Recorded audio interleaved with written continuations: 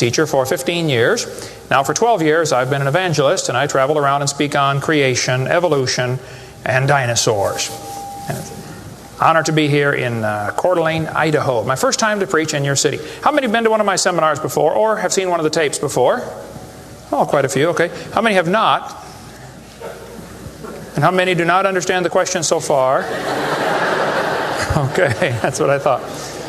Well, great. It's an honor to be here. I tell folks right up front before I get started too far, because I don't want anybody sneaking up on me, I believe the Bible is the infallible, inspired, inerrant Word of the living God. I believe it from cover to cover. I even believe the cover on mine. It says Kent Hovind. I believe that. And what I try to do in my seminars, I have three distinct goals. Number one, I want to strengthen your faith in the Word of God. Number two, if you're not saved, I'm going to try to get you saved. I'm after you. I'll tell you right now, I'm after you. Okay. Number three, if you're saved and you're not doing much for the Lord, then I'm going to try to make you uncomfortable. Everybody ought to find something to do for the Lord. Okay. The worst of you could serve as bad examples, if nothing else. But you can all find something to do for the Lord. All right. This is not my wife. This is just a picture of her. We live in Pensacola, Florida. I've been there 12 years. We have 3 kids, one of each. My kids are, at this time, 21, 22, 23. A year and 2 weeks apart. We call that family planning where I come from. Got the 2 boys married off now, and as soon as I find someone to take over payments on my daughter, I'm going to be home free. So that's the plan.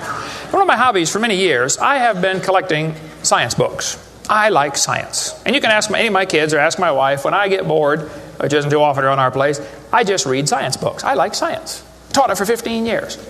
Even though I'm not teaching it anymore, I still like to study. It's so many neat things to learn. And there's an awful lot of good science in these books. But folks, there are some lies in our science books. I'm not against science. I'm not against schools. I'm not against teachers. My brother's in his 34th year teaching public school. My mom retired from teaching public school. There's an awful lot of good, godly teachers in the system. But there's some poison in these books. We're going to cover some of that tonight. Richard Dawkins, who hates creationists, said, "It is absolutely safe to say that if you meet someone who claims not to believe in evolution, that person is ignorant, stupid, or insane, or wicked." Well, Richard, I'll send you a copy of this tape, because I'm going to show you 100 reasons why evolution is so stupid. We need to define a few terms, okay? According to the dictionary, stupid means lacking normal intelligence, foolish, silly, a stupid idea, dull and boring. I think evolution is stupid. Now, my mommy used to get mad at me when I used that word, so it's a little hard for me, but Bill said, "Brother Hovind, I want you to preach on 100 reasons why evolution is stupid." Okay, Bill, well, you asked for it, so here goes, all right? Let's define some other terms now. The word evolution has at least 6 different meanings, and I've done 58 debates now, and if you're going to get into a debate on evolution with anybody, you better first define what you're talking about, because this is a very slippery term, okay? First, we have cosmic evolution. That would be the Big Bang. There is no evidence whatsoever for that. We'll get into that in just a moment. Then we'd have to have chemical evolution. See, the Big Bang supposedly made hydrogen. Well, how did we get 92 elements, plus the synthetic ones? I mean, how did the chemicals evolve? They don't talk about that much, but that would have to happen. Thirdly, we'd have to have stellar and planetary evolution. Did you know the stars would have to evolve? There's an awful lot of stars out there, folks, but nobody's ever seen one form. There's enough stars out there that everybody on Earth can personally own 2 trillion of them. We've never seen one star forming. We see them blow up from time to time. It's called a nova or a supernova. We've never seen one form. One professor told me one time, he said, "Well, we calculated in the laboratory that if 20 stars explode near each other, it'll produce enough energy to make a brand new star." I said, "Well, that's brilliant. You got to lose 20 to gain 1. You ought to run for Congress. You could help those guys borrow their way out of debt." Man, first place, that's all theoretical. We've never seen it happen, okay? And I think it is scientifically impossible. See, then we'd have to have organic evolution. That would be the origin of life. How did life get started from non-living material? Now, according to the evolution theory, that would have to happen somewhere along the line, long ago and far away. Life had to come from non-living material. And yet, we've never seen that happen. There is no evidence that it can happen. We'll talk about that in a minute. Fifthly, we would have macroevolution. That is where an animal changes into a different kind of animal. Nobody's ever seen a dog produce a non-dog. But the evolutionist believes a dog came from a rock. if you go back far enough in time, 4.6 billion years. Finally, we have microevolution. Now, I don't like this word, okay, because it gets people confused. I think we ought to just call it a variation. But microevolution happens, folks. That is a fact of science. Animals produce a variety of offspring, but it's always the same kind. The first 5 definitions of evolution are stupid. It doesn't happen. It's certainly not part of science. It's something you have to believe in. They teach the kids it all started with a big bang 20 billion years ago. A big bang. I like to ask them some simple questions. What exploded? And where did it come from? And where did the energy come from? Et cetera, et cetera. According to the Big Bang Theory, it all started with a little tiny dot and exploded and spread out over all the universe much faster than the speed of light. Well, the Big Bang Theory, as we'll see in a minute, is stupid. I don't know of a better way to say it. I'm trying to be nice to them, but it is just stupid. The Big Bang idea started with a Belgian astronomer named George something, can't pronounce his last name.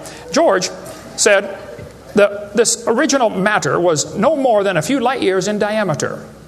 At the very least, that would be 2, or about 12 trillion miles. So they started off teaching a spot 12 trillion miles across was what exploded.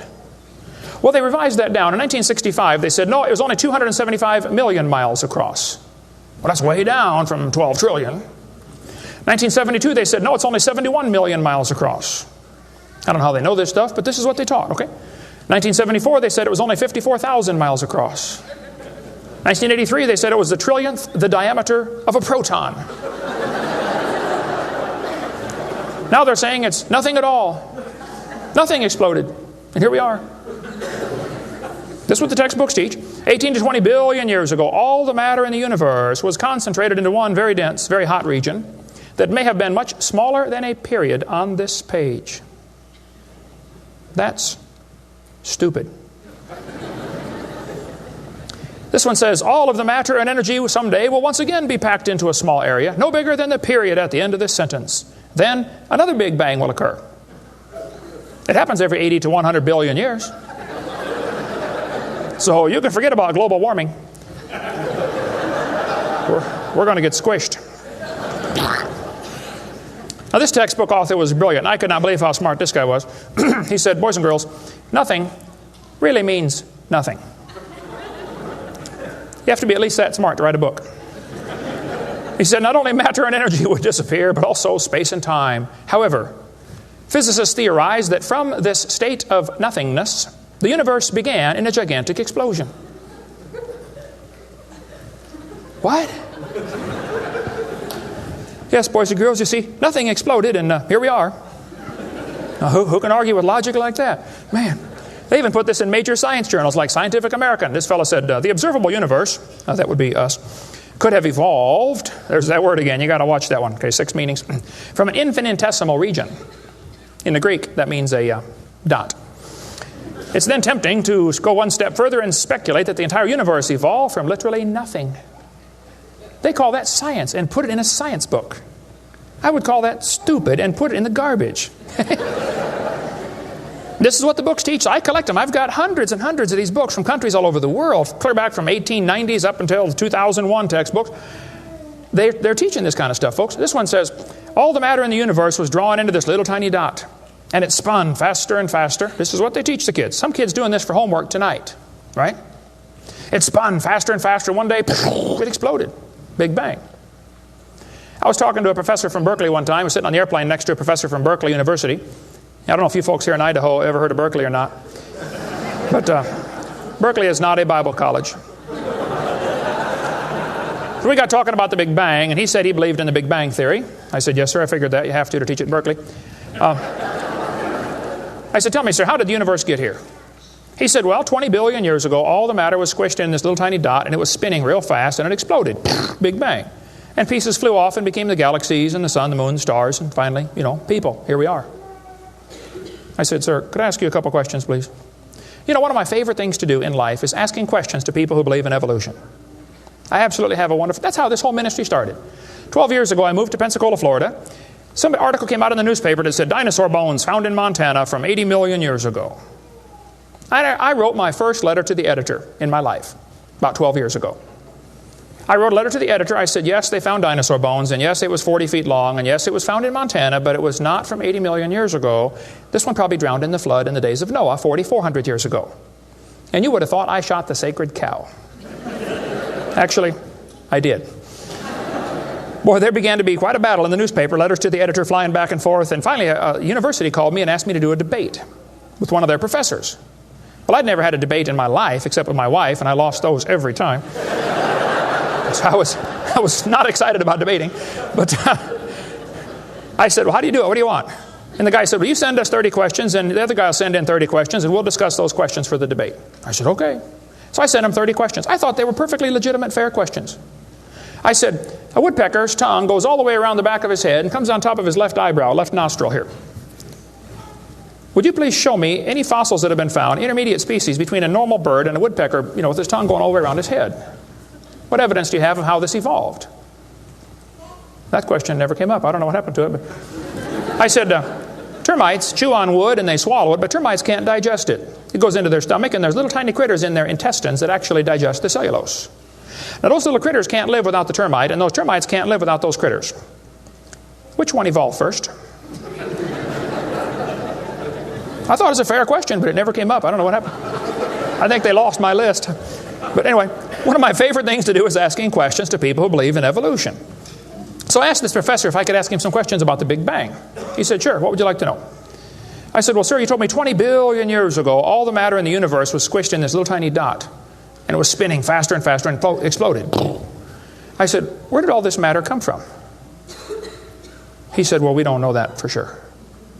I said, okay, now, sir, hold it. If I told you that I believe about 6,000 years ago God created the heaven and the earth like the Bible teaches, you're going to say, and where did God come from? And I don't know. But you said 20 billion years ago there was a Big Bang, and you don't know where the dirt came from.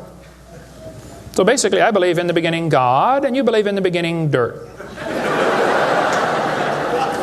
Don't tell me my theory is religious and yours is science. Oh, no, sir, they're both religious. The news media tries to make it look like it is religion versus science. I did a debate in El Paso, Texas here recently, and the news media wrote an article. They said, religious and scientific leaders debate evolution. What is the unspoken message in that title? What are they trying to imply? Can you catch that? They're trying to imply that evolution is part of science, aren't they? No, evolution is a religion. Actually, both creation and evolution are inherently religious. These two timelines is the same information right here. I'll be referring to that throughout the seminar here. I cover this thing all the time. The Bible teaches about 6,000 years ago, God made everything. 4,400 years ago, there was a big flood that destroyed everything. 2,000 years ago, Jesus came. Here we are today, waiting for the Lord to come back in about 5 minutes. This is the Bible view of history. On this chart, 1 inch is 150 years. That's a long time.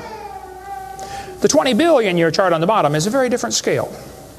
But see, both views, creation and evolution, are inherently religious. You have to believe in creation or believe in evolution. The difference between the two, though, is very simple. The evolution religion is tax supported. That's the difference. By the way, if I was to make that bottom chart the same scale as the top chart, the bottom chart actually needs to be 2,100 miles long. That's from Pensacola to Portland, Oregon. I don't want to carry a chart that big, so I made a new scale for the other one, okay?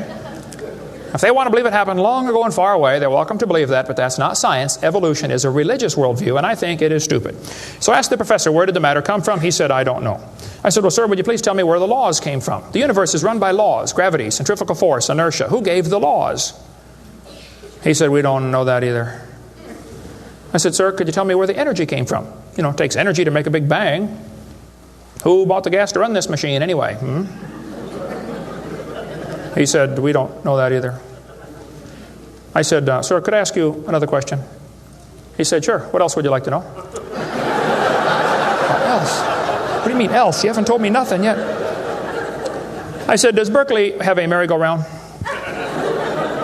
How many of you know what a merry-go-round is? You go round and round and round till you puke, okay? He said, no, we don't have a merry-go-round at Berkeley. I said, you ought to get one. You could learn some good science on a merry-go-round.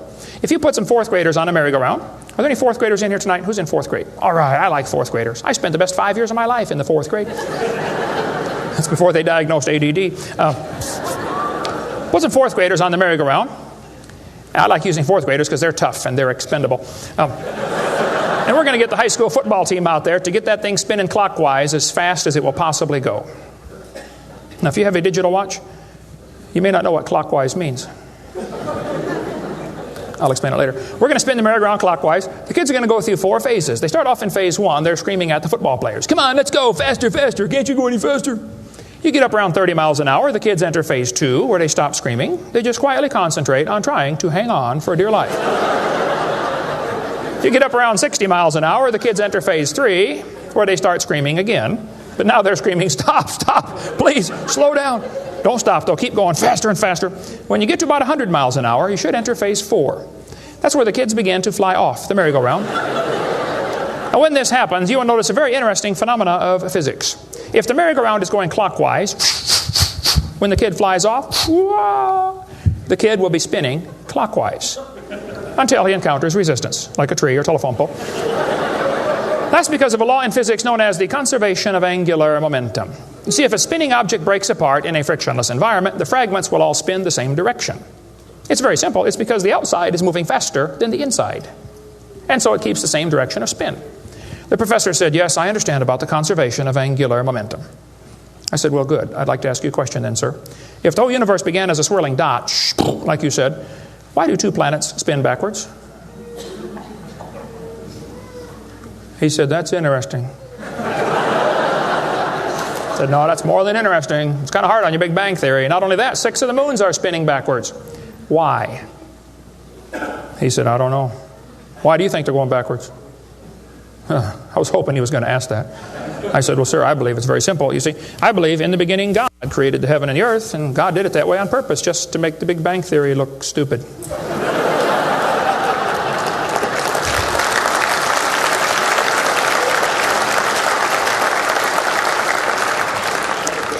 I do believe in the Big Bang, folks. I really do. The Bible teaches the Big Bang. 2 Peter 3:10 says, the heavens shall pass away with a great noise. In the original Greek, that's a Big Bang. So there's going to be a Big Bang. It just didn't happen yet, that's all. So kids, if you go to school and some professor says, do you believe in the Big Bang? You should say, yes, I do, and you better get saved and get ready for it. The Big Bang is coming soon to a city near you. By the way, if the Big Bang Theory were true, the matter would be evenly distributed. But it's not. It's lumpy. They're called galaxies. And in zillions of miles and nothing called voids. And to try to salvage the dumb Big Bang Theory, they've got all these wild theories of why isn't the matter evenly distributed? They'll say, well, maybe there's black holes, or maybe there's antimatter. They got all this stuff. It's all trying to rescue this crazy Big Bang Theory. And it's a dud, folks. It didn't happen. There are zillions of stars out there. I mean, lots and lots of stars. And we haven't even seen them all. If star births, they ought to at least equal star deaths, and they don't. We see a star blow up about every 30 years. It's called a nova or a supernova. Well, then how come there are only 300 dead stars out there that we can see, supernovas? That's only a few thousand years worth, isn't it? There ought to be trillions of them, if evolution were true. This fellow said, I have a little hesitation in saying that a sickly pall now hangs over the Big Bang Theory. Yep. I think it is stupid. Now, if you want to believe it, that's fine. I don't care what anybody believes. That doesn't bother me. But see, the problem is they want to use my tax dollars to teach that to your kids in our schools. And that's where the problem comes in. Okay? If you want to believe in the Big Bang, just enjoy yourself. But keep your religion at home. Okay? Because it is a religion. Then they tell the kids the earth formed from a hot molten mass 4.6 billion years ago. This is part of the theory, and it's in all the textbooks. 4.6 billion years ago, earth cooled down, formed a rocky crust. I think that is stupid, and I'll show you why. Was the earth ever really a hot molten mass? 4.6 billion years ago, and it cooled down. This textbook says, as earth formed, the surface was like the moon. There were hot pools of bubbling lava. I don't think so. My Bible says the Spirit of God moved upon the face of the waters. So the earth was not created a hot molten mass. It was created under water, which means it has to be less than 212 degrees Fahrenheit or 100 degrees centigrade, or it wouldn't be water, it'd be steam. So the earth was never a hot molten mass according to Scripture. Then when you look in the granite rocks, you find little tiny halos made of polonium. Now these polonium halos are absolutely amazing. Robert Gentry, a friend of mine from Knoxville, Tennessee area, he has been studying radiopolonium halos for a long time. I met him back in the year 2000 and went down to his laboratory, and I got to see some of the halos through the microscope. These little polonium halos are interesting because they have a half-life of less than a few minutes. If the rock was hot, when the polonium, radioactive polonium, decayed and sent out the little particles and made the halo, it would melt away. Like at 4th of July, they shoot fireworks up. Makes a circle. Does the circle stay there? No, it all falls down, right? There are probably none up there now from the last 4th of July, are there? You'd have to freeze the whole atmosphere to keep that sphere in place. This polonium would have to be decaying in a rock that is already solid. So the Earth was never a hot molten mass. Get Robert Gentry's book if you want a lot more on that. But all over, the granites all over the world contain these polonium halos. So it is stupid to say the Earth was a hot molten mass. We have scientific evidence it was not. Here they tell the kids, though, the Earth was hot with large pools of bubbling lava, and that is just stupid. It can't possibly be true. Then they tell them life got started about 3 billion years ago. See, according to the theory, 20 billion years ago there was a big bang. 4.6 billion years ago the Earth cooled down, formed a hard rocky crust, and it rained on the rocks for millions of years and turned them into soup. And the soup came alive about 3 billion years ago. This is what the books teach. This fellow says, both the origin of life and the origin of major groups of animals remains unknown. How did life get started anyway?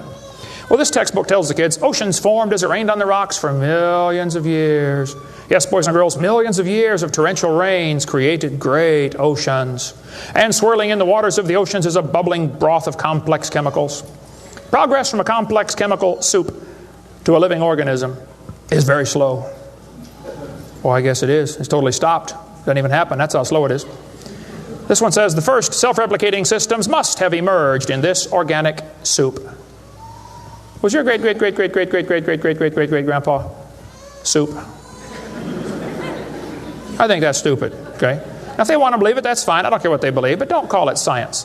What happened back in the 1950s, a guy named Miller and Urey wanted to know how the Earth and solar system had come to be. So they tell the kids he took a mixture of Earth's primitive atmosphere. We'll talk about that in a minute. He never proved how life originated, but he did add evidence to the theory that life could have started by itself. Well, is that true? Now, did he really do that? Well, let's just study the facts here. This textbook tells the kids, many important events occurred during the Archean era, the most important of which was the evolution of life. Progress from complex molecules to even the simplest living organism was a very long process. Long ago and far away. Fairy tale kids coming up. First living cells emerged 4 billion to 3.8 billion years ago. I like that word, emerged. They use it all the time. Like that explains how it happened, you know. It just emerged. There is no record of the event, they tell the kids. Look, kid, we know what happened and you're going to be tested on this, but there's no proof. Oh, okay. It's not science. First living self-replicating systems must have emerged in this soup. I don't think so. Here's what students are taught in school. This picture of the different glass tubes and flasks and pipes going around, they tell them this is how they made life in the laboratory. He said he studied the chemical reactions of gases that existed in Earth's primitive atmosphere. Ooh, now this is important, okay? Notice up in the upper right-hand corner, he had methane, ammonia, water vapor, and hydrogen, no oxygen. He circulated these gases through these tubes through a spark, supposed to represent lightning. And sure enough, it produced a red goo at the bottom of the flask and had some amino acids in it. It didn't come close to getting life, though. Miller excluded oxygen in a reducing atmosphere because life could not evolve with oxygen. Anything that got together would oxidize. Cut a banana open, lay it on the table, it'll turn brown, it'll oxidize. Okay, so will an apple, so will anything alive. It'll oxidize. So that's why he didn't have any oxygen in the experiment. One of his gases was ammonia. Well, this creates a real serious problem because ammonia is destroyed by UV light. And UV light must be blocked by ozone, which is made from oxygen. I got a problem here. This textbook says several billion years ago, Earth's atmosphere had no free oxygen. Well, that's just simply not true. Ozone is made from oxygen and it blocks UV light, and ammonia, one of the gases needed for the experiment, is destroyed by UV light. So life cannot evolve without oxygen. But also life cannot evolve with oxygen. Well, I got a solution for that one. It didn't evolve. And by the way, the Earth has always had oxygen, even more than it does today. Okay? Air bubbles are often found trapped in amber, like the movie Jurassic Park, where they drilled in and got the mosquito blood. These air bubbles, though, have 50% more oxygen than we do right now. We cover more on that on my video series, videotape number 2, about what the pre-flood world was like and why they lived to be 900 on the blue series of tapes out there on the table.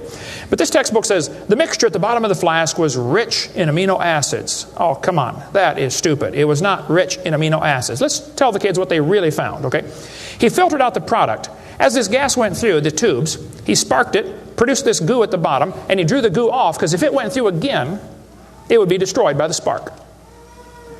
Now, in real life, you're not going to get a section of the ocean protected. They say this just happened by chance in the ocean. Well, you can't filter out the product then. Secondly, what he made was 85% tar, 13% carboxylic acid, 2% amino acids. So 98% of his mixture was poisonous to life. I would not call that a success. And there are 20 different amino acids, sort of like 26 letters in the alphabet. There are 20 amino acids. Those amino acids go together to make proteins, like letters go together to make sentences. Mostly he made just 2 of these amino acids. And they bond with the tar and the acid very quickly, more readily than with each other. It was a failure as an experiment. Amino acids are like letters of the alphabet, sort of like building blocks. You have to have a bunch of amino acids to make a protein. Then you have to have a bunch of proteins to make a cell. And you got to have a bunch of cells to make an organism. And one cell is more complex than a space shuttle. And all he got was a couple of the amino acids. That's like me dropping toothpicks, and I happen to make a few letters of the alphabet. That's possible, isn't it? Toothpicks could fall in the shape of a T, or an H, or an I, or an E. That's possible. But if I'm able to drop toothpicks and produce a few letters of the alphabet, should I therefore conclude that nobody wrote Webster's dictionary? The difference between making a letter with toothpicks and making Webster's dictionary is about like making an amino acid and making a living cell. He didn't come close to making life. He made the equivalent of a few letters, and he actually needed to make huge books. And half of his letters were backwards, left-handed. This creates a real problem since the simplest proteins, the smallest proteins, have 70 to 100 amino acids, all of them left-handed. This really compounds his problem.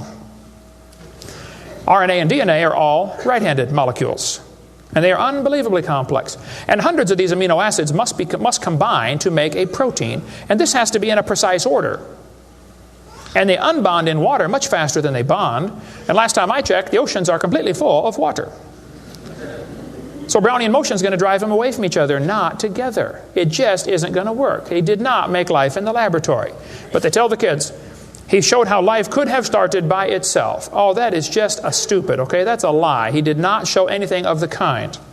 And every experiment since then has made the problem worse. They're finding more and more things that just couldn't happen. Don't call that science. But they tell the kids, 3 billion years ago, life appeared on Earth. Asked me to speak at this college in Boston one time.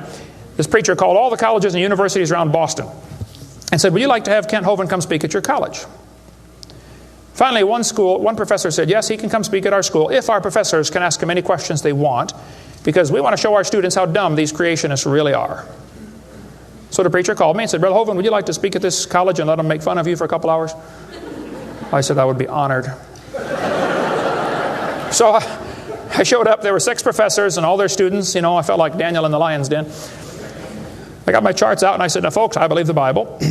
Nobody cheered. I said, I believe about 6,000 years ago God made everything. The world's not millions of years old. 4.6 billion years ago, there was a big flood. I'm sorry, 4,400 years ago, there was a big flood. Not 4.6. And 2,000 years ago, Jesus came, and I gave them the basic Bible story, okay? Then I told them what they believe. Because most of them don't know what they believe. You have to tell them. You guys believe 20 billion years ago there was a big bang where nothing exploded and produced everything. 4.6 billion years ago the earth cooled down, made a hard rocky crust. It rained on the rocks for millions of years, turned them into soup, and the soup came alive 3 billion years ago. And this early life form found somebody to marry. Boy, now that's a good trick. And something to eat, of course, and slowly evolved into everything we see today. One professor was getting kind of upset about this time. I seem to do that to them.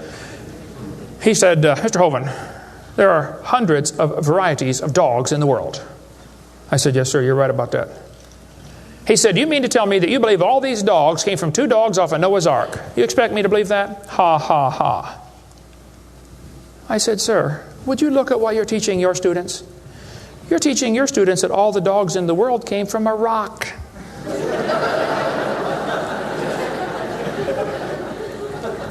I had one woman, come to me after a debate one time. She was steaming down the aisle. Boy, she was mad. Oh, I could tell I'm in trouble now. I stood there quivering in my boots, you know. She walked up and she said, tonight you said we believe we come from a rock. We do not believe that. I said, well, ma'am, calm down just for a minute. I said, do you believe in evolution? She said, yes, I do. I'm a professor here at the university. I said, well, would you please tell me then where we came from? She said, we came from a macromolecule. I said, where did that come from? She said, from the oceans, from the prebiotic soup. I said, where did that come from?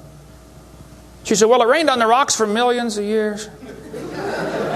And you could see it was slowly dawning on her. I do believe I come from a rock, don't I?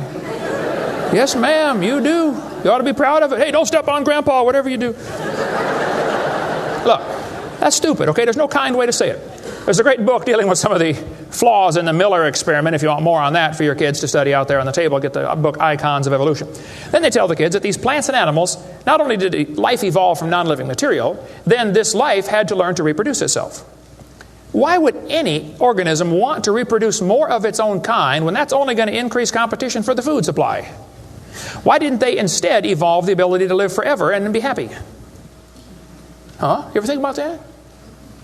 I was in a debate one time, and we had question and answer time at the end. The student stood up and he said to the evolutionist, he said, sir, how did male and female evolve?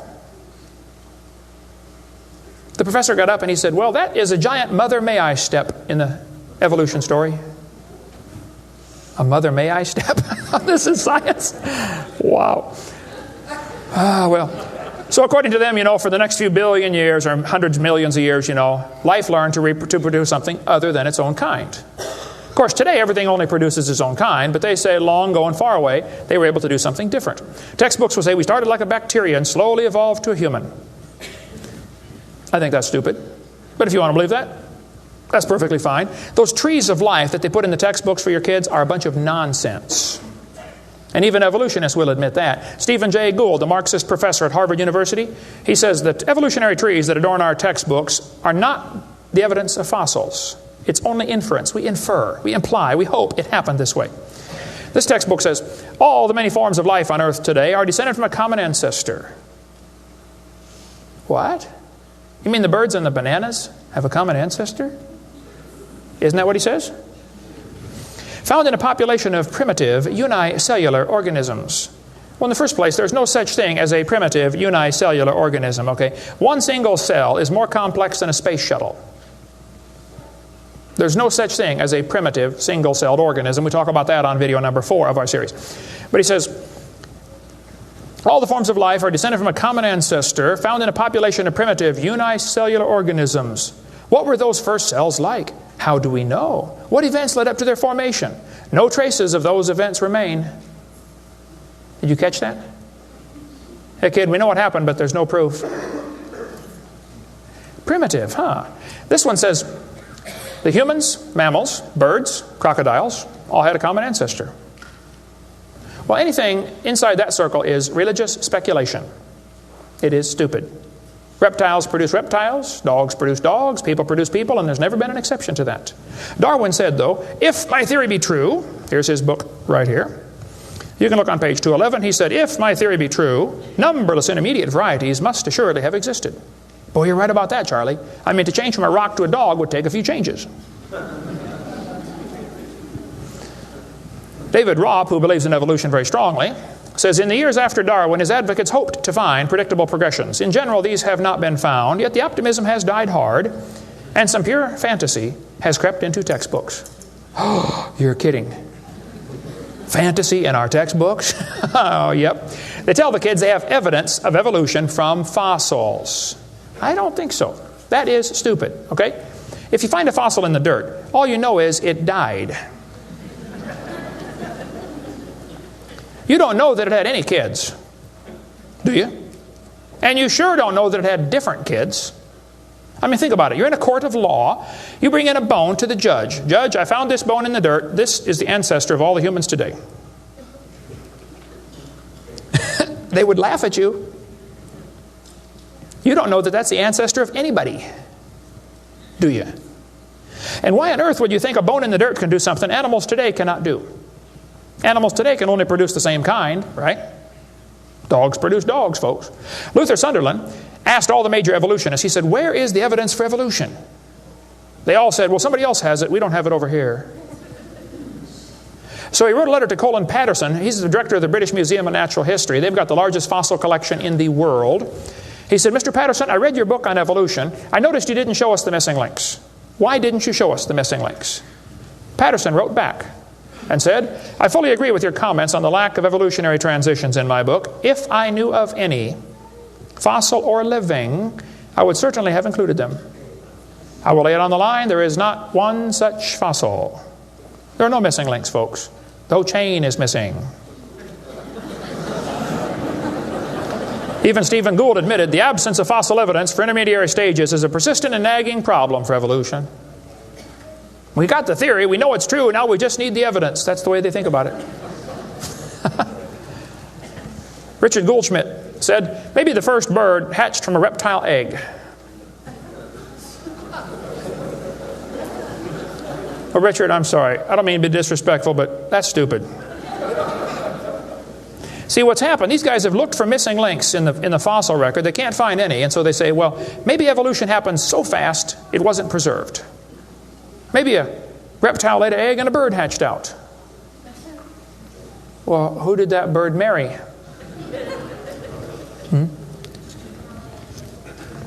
There's only about a zillion differences between a reptile and a bird. We'll get into that later sometime if we have time. But if they want to believe that, that's perfectly fine. Here's what happened. Charlie Darwin graduated from Bible college to be a preacher in the Anglican Church in 1830. He couldn't get a job, so his dad pulled a few strings and got him a job on board HMS Beagle. He's going to sail around the world and collect bugs. And while he's sailing around, he stopped off at these islands right there called the Galapagos Islands. There on those islands, Charlie noticed there were 14 different varieties of finches. Charlie studied the birds very carefully and said, you know what? I think all these birds had a common ancestor. I bet you're right, Charlie. It was a bird. And then Charlie said in his book on page 170, he said, it is a truly wonderful fact that all animals and all plants throughout all time and space should be related to each other. Now, hold on a minute. You see 14 kinds of birds, and you conclude that birds and bananas are related. That's stupid. You should conclude that those 14 kinds of birds had a common ancestor, but that's as far as it ever goes, folks, okay? I don't know of a kind way to say it, Charlie, but that's stupid. Okay, we don't ever see a bird produce a non-bird. See, dogs produce dogs, and you might get quite a variety of dogs. Roses produce roses. That is called microevolution. Now, that is a fact, folks. It happens. It is observable. It is scientific. I don't think we ought to use that word, microevolution. We should just call it a variation. But they use it, so just so I qualify that, it's a lousy term. It gives what's called a free rider effect to the rest of the 5 religious ideas of evolution. You might get a big dog or a little dog, but you're always going to get a dog when you crossbreed your dogs. And I would go so far as to say probably the dog, the wolf, and the coyote had a common ancestor. This Irish textbook shows different dogs, and it calls it divergent evolution. Oh, come on. Giving it a fancy name doesn't change a thing. It is still a dog. And a 3-year-old can tell you. Anybody in here 5 years old? Who's 5 years old? 5 years old. What's your name? Misty. Here we have a dog, a wolf, a coyote, and a banana. Which one is not like the others? Dog, wolf, coyote, and banana. Banana. All right, let's give Misty a hand. Very good. The other ones. Some of these college professors can't tell. Look, there's a variety of dogs, folks, and they probably had a common ancestor. It was a dog. Okay? It's just a dog. See, variations happen within the dog kind. You get a big dog or a little dog, but there are limits to these variations. Haven't the farmers been trying to breed for bigger pigs for a long time? They try to get the biggest pig they can, don't they? Do you think they'll ever get a pig as big as Texas? I bet there's a limit in there somewhere, isn't there? Roaches become resistant to pesticides after a while. Do you think they'll ever become resistant to a sledgehammer? I bet there's a limit. Yeah, okay. They still produce the same kind of plant or animal. That's not evolution. That's just a variation of the same kind, okay? And the information for that variety was already present in the gene pool. No new information is ever added. The dogs or the pigs don't learn to fly or become pink. Okay, there's no new information added, just scrambled information. And the gene pool of the new variety is now more limited than before. Somebody spent years crossbreeding dogs to develop a Chihuahua. All that work to make a dog that is 100% useless.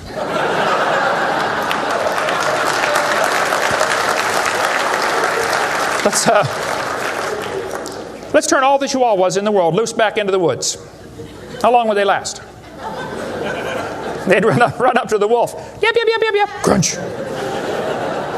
Go ahead, make my day. A useless dog. Genetic information was lost when you got your variation. It wasn't added. You might have selected a certain slice of the gene pool with small dog, quick characteristics, but you didn't add anything. You selected something from the population. I come from Illinois, corn country. There are so many kinds of corn up there, they have to number them. You'll be driving down the highway. You'll see BX65. Don't mix it up with XL29. Something will blow up. But I'll tell you what, folks, you can crossbreed your corn from now till the cows come home, and you always get corn. You will never get a hamster or a tomato or a whale to grow on that corn stalk, okay? It won't happen. There's a variety of cows, and they probably had a common ancestor. It was a cow. Variety of horses, no question. Probably the zebra and the horse had a common ancestor. But the kids are going to be taught in school tomorrow in your town that the horse used to have 4 toes. Well, there's some things they don't tell the kids about this Eohippus to Equus series, which has been proven wrong 50 years ago, but still is in your textbooks right here in this town. They don't tell them the original so-called horse is the size of a fox. It was a meat eater and had 18 pairs of ribs. The next one had 15 pairs of ribs. A couple of trips through the buzzsaw did that. And then it miraculously grew back 19 pairs of ribs as it evolved, and then back to 18. They also don't tell them the whole thing's been proven wrong a long time ago. Like this guy says in the biology textbook, other examples like the gradual evolution of the horse have not held up under close examination. That's a polite way of saying it's proven wrong, okay? This G.G. Simpson back in 1950 said the example of the horse family has been unintentionally falsified. They knew 50 years ago this was false. Why did they keep that in your textbooks? This whole thing was made up by Othniel C. Marsh in 1874. He picked animals from all over the world and put them in order the way he thought it might have happened. They were never found in that order. Modern horses are found in the same layers as the so-called ancient Equus or Eohippus horse. They're found in the same layer. So it can't be the ancestor, that's for sure. The ancient horse is nothing but a Hyracotherium, which is still alive today. By the way, the ribs, the toes, the teeth are very different in these animals. In South America, the fossils go exactly backwards. Instead of 3-toed to 1-toed, it goes 1-toed to 3-toed in the fossil order. They won't talk about that much, but you check it out. That's a fact, folks. They're never found in the order presented in the textbooks. 3-toed and 1-toed gray side by side. Plenty of information on the internet about that. Tulsa Zoo finally took out their display because so many folks complain, why do you have this horse evolution display in the zoo? It's been proven wrong 50 years ago. Take it out.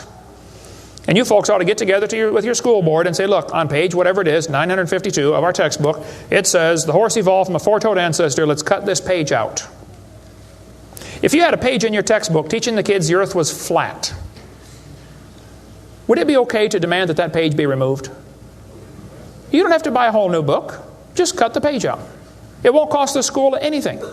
How many of you would volunteer to help cut the pages out and bring your own scissors? See? Won't cost them a dime. And you send me your book and I'll show you which pages need to be taken out. I've read hundreds of them. I can find them like that.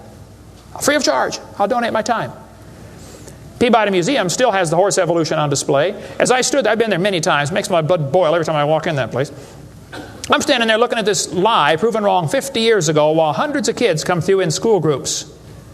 The kids are never told, well, this has been proven wrong, boys and girls. They asked the folks at the Tulsa Zoo before they took the display down, they said, why don't you take this display down? The zoo director said, we don't have the funding to remove it. I've got all the letters back and forth on that. Man, Folks, there's quite a variety of horses today, okay? There's big horses and little horses. I was in Baton Rouge, Louisiana a few months ago. Got to see where they raise the 30-inch tall horses. I mean, my dog's bigger than that. What do you do with a 30-inch horse? Look at it, I guess is about it. And they sell them for $10,000. Sucker born every minute, I guess. But one lady wrote me a letter and said, Mr. Hovind, we crossbreed zebras, ponies, horses, and mules. Not mules, the jackass. And we raise zonkies, zorses, zeonies. They cross every which way.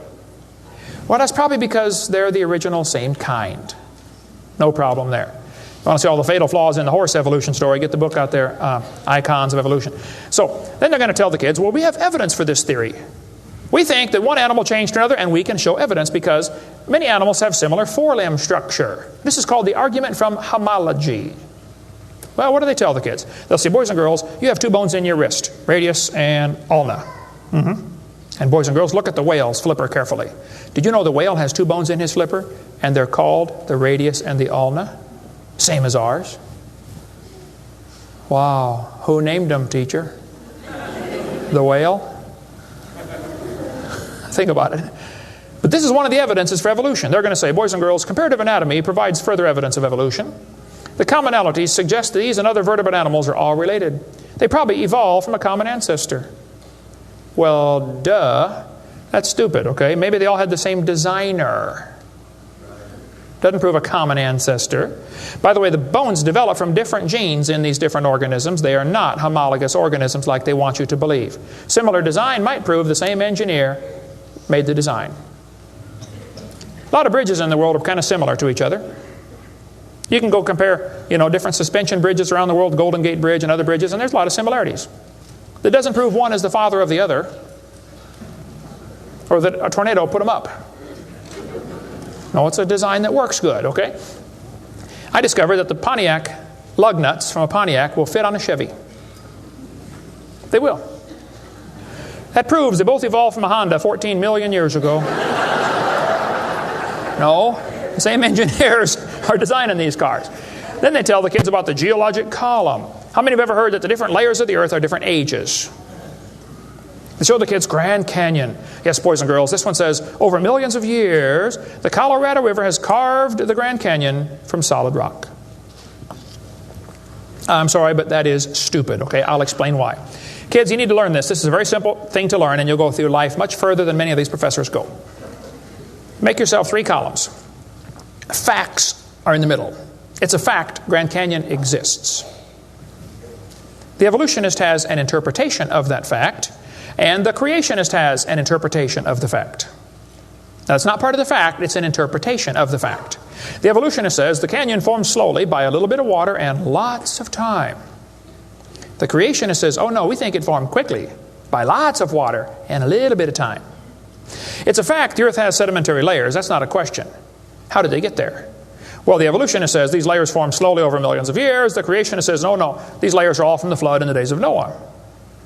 Now, it seems like the professors are always trying to erase the line between their interpretation and the fact and make their interpretation part of the fact column, and it's not. And I think I can demonstrate Grand Canyon was not formed by the Colorado River. I was in a debate recently, and this professor said, Dr. Hovind, you're so stupid. Obviously, it took millions of years to form the Grand Canyon. I said, well, sir, I've seen Grand Canyon many times. I taught earth science for 15 years. I've studied it intensively. Just flew over it last week, as a matter of fact, twice. Got a perfect view of it going out to California and back, flying from wherever I was, Florida. That's where I live. This textbook says, the Colorado River has cut through layer upon layer of rock over millions of years. Well, if you built a dam across Grand Canyon, it would take a lot of dirt or concrete, but if you could, okay, it'd be a huge dam. A giant lake would back up behind that dam, covering several states. That purple area is all drained right through the Grand Canyon drainage basin. This snow line tells a very interesting story. In between these 2 red lines is snow. This is a picture from a satellite showing about 150 or 200 miles of the canyon area. Real wide shot. The river enters the canyon at the far right. The river is 2,800 feet above sea level. As it goes down through the canyon, the ground is rising up. It's called the Kaibab uplift, okay? The uplift is 7,000 or 8,000 feet above sea level. Interesting. The river flows downhill. All rivers flow downhill. So as the river enters the canyon and flows downhill from there, when it gets to the 1,800-foot elevation mark, the top of the canyon is 7,000 or 8,000 feet above sea level, so it's over a 1-mile drop. Very impressive. Hole in the ground. But some points to ponder. I said to the professor, I said, "Sir, did you know the top is higher than the bottom?" He said, "Yeah." I said, "Did you know the river only runs through the bottom?" He said, "Yeah." I said, "Sir, the top is higher than where the river enters the canyon by 4,000 feet.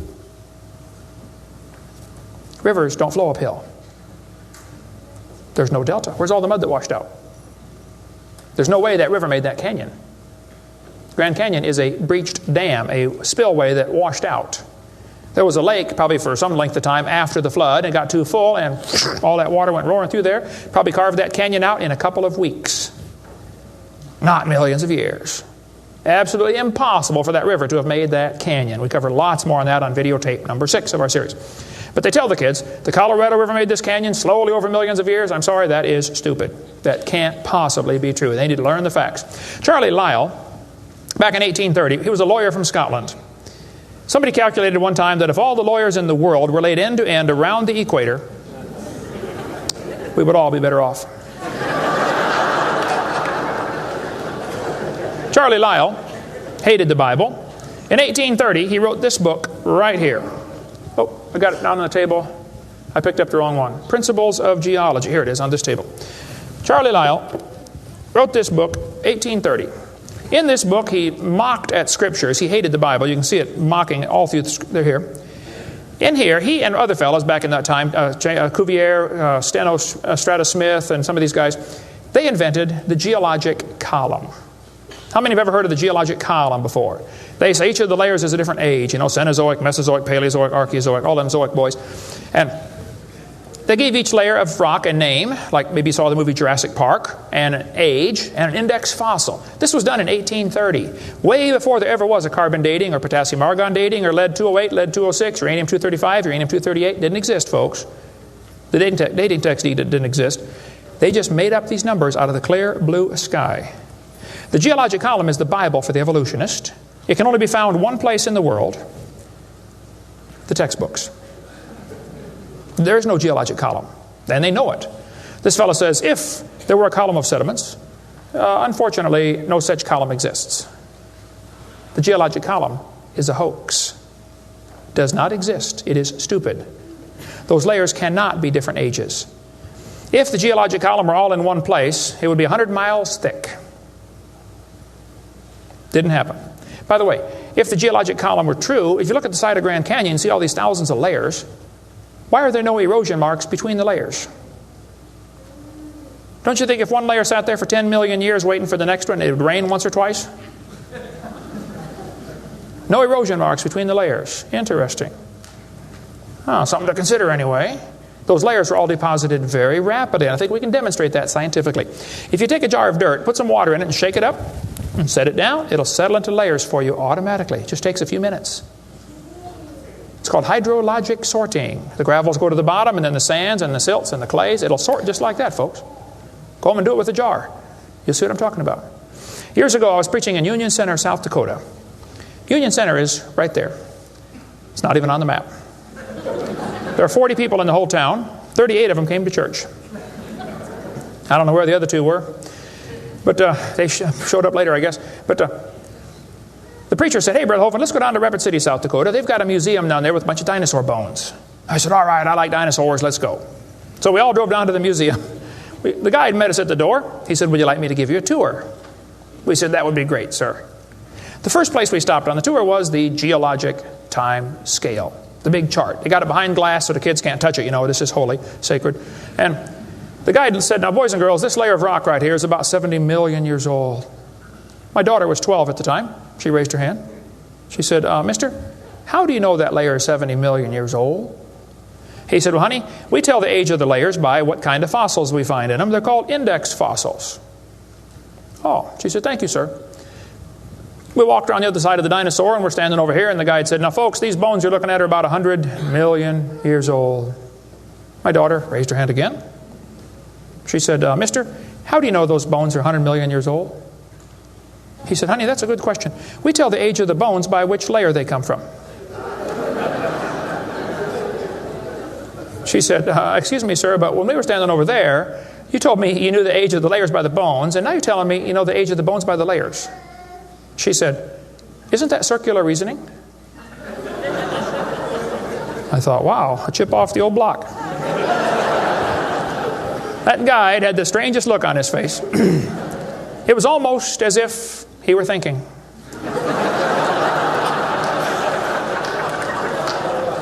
He looked at my daughter. He looked at me. I wasn't about to help him. I thought, wow, this is going to be good. I got to hear this. He looked back at my daughter. He said, you know, you're right. That is circular reasoning. I never thought of that before. Folks, geologic column is a joke. It doesn't exist. It's all based on circular reasoning. We can demonstrate that clearly. Get our video number 4 if you want more information on how it's all based on circular reasoning. I'll just give you a couple of quotes here. This guy says, the rocks do date the fossils, but the fossils date the rocks more accurately.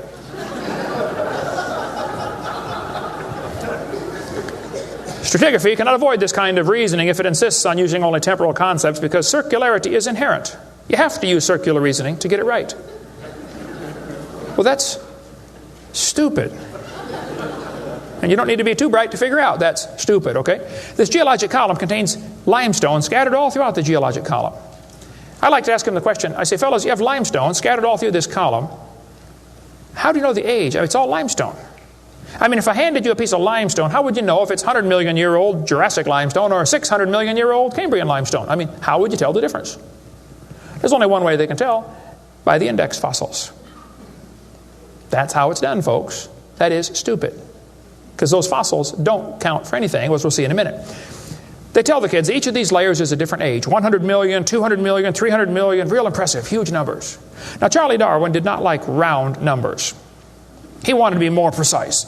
He said the Wealdian deposits are 306,662,400 years old. Now, okay, Charlie, I think that's stupid. Those layers are not different ages, folks. All over the world we find petrified trees standing up, running through multiple rock layers. Now, if you get a petrified tree standing up, running through different rock layers, I don't think it's smart to say those layers are vastly different ages. Petrified trees in the vertical position, they find them all over the world. Okay, here's one from Alabama. Come out of a seam of coal, through 20 feet of rock, into another seam of coal.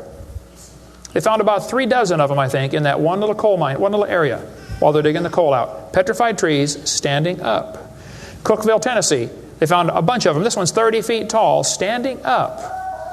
Joggins, Nova Scotia is famous for their petrified trees standing up in the vertical position.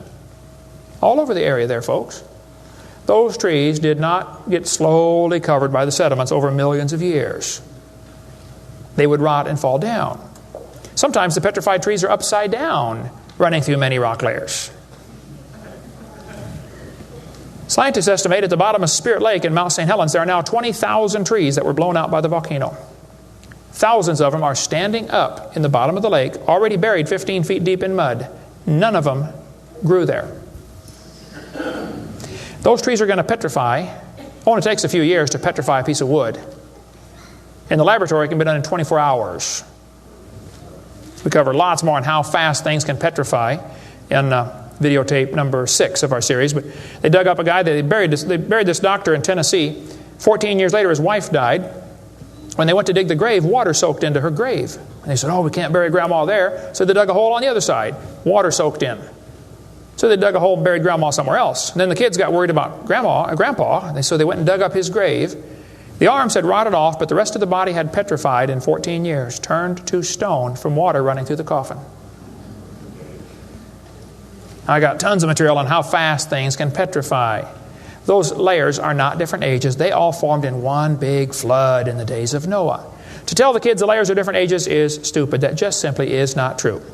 So what about carbon dating and potassium argon dating and rubidium strontium dating and lead 208, lead 206, uranium 235, uranium 238? Well, we'll cover that after a quick break here. Show you some ways that this is just stupid, okay? That's not a way to tell the age of anything.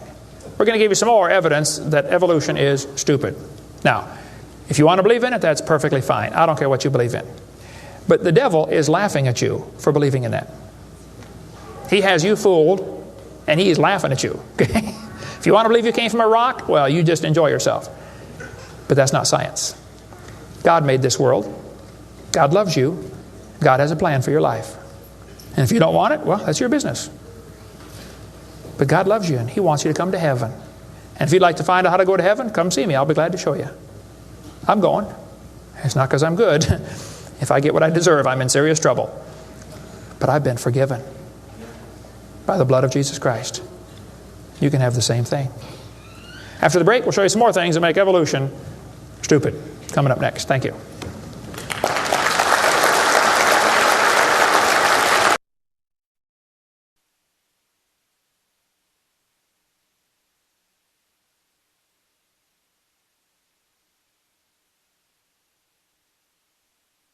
In the early 1950s, actually the late 1940s, they invented carbon dating.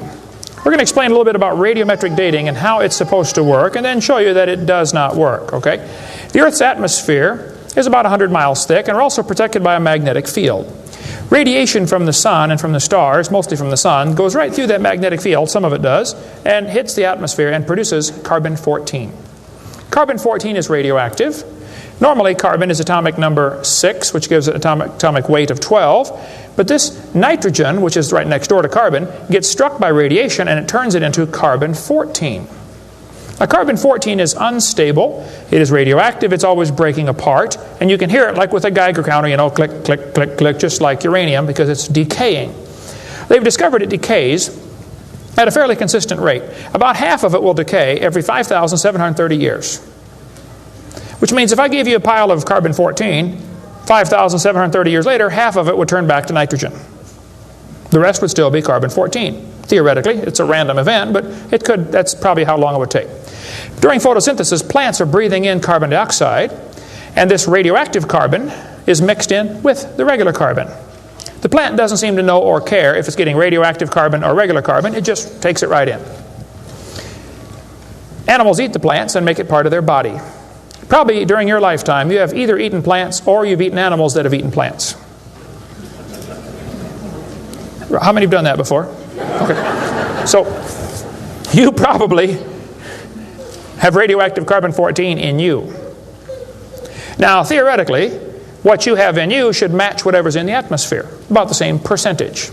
Because the plants are always breathing this stuff in, and the animals are always eating the plants, and we're always eating the plants and the animals, so it should pretty much stay in balance. It is assumed the ratio of radioactive carbon-14 to normal C12 in the atmosphere would be the same found in living plants and animals. That is an assumption, but it's a reasonable assumption.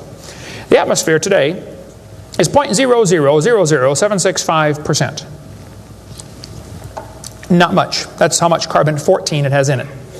When the plant or animal dies, it stops eating or breathing. How many knew that already? Okay. So whatever it had in it begins to decay. Since half of it will leave in 5,730 years, all you got to do is check to see how much C14 is in it, how much C14 is in the atmosphere, and if it's only got half as much, it's been dead for 5,730 years. Sounds great, but it doesn't work. In theory, it never goes to zero, but it goes from a half to a fourth, to an eighth, to a 16th, to a 32nd, to not much, okay? After 4 or 5 half-lives, you can't measure it. So if anybody ever tells you, we know the Earth is millions of years old because of carbon dating, you can rest assured they don't have a clue what they're talking about. Because if it worked, it would only work for 30 or 40 or 50,000 years maximum.